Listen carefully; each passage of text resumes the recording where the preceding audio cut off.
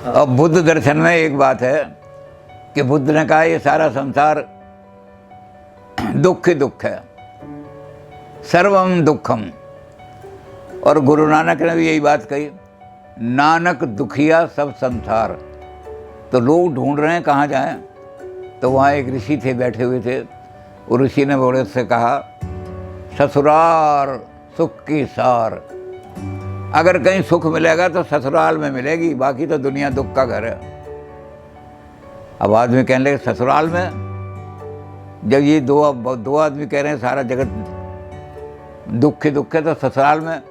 तो वो ऋषि कहने लगे कि देखो, ससुराल में सुख की सार है, इसका प्रमाण हमारे ग्रंथों में है।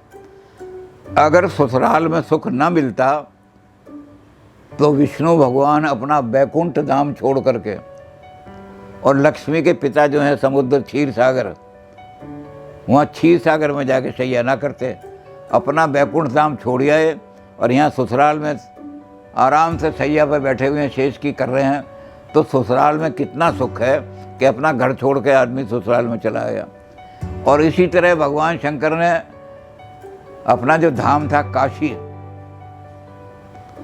धाम था, भगवान शंकर ने कहा कि हो यहाँ तो सारा दुखम है, सर्वम दुखम। तो कहते क्या करें फिर। तो भगवान शंकर ने काशी नगरी छोड़ के और हिमाचल के पास चले गए, जहाँ उनके ससुराल थे हिमाचल। और हिमालय ने उनको कहा कि सबसे ऊंचे चक्कर जाके बैठ जाओ, क्योंकि दामाद को ऊंचे स्थान पर बिठाते हैं। तो हिमालय ने उनको कैलाश पर्वत पर बैठा दिया।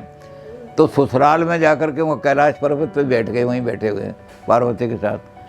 तो ऋषि कहने लगे कि मेरी बात मानो, आप ससुराल को ही मानो कि सारा संसार दुख का घर है, ससुराल ही सुख की सार है। ससुराल सुख की सार, ससुराल सुख की सार, ससुराल सुख की सार।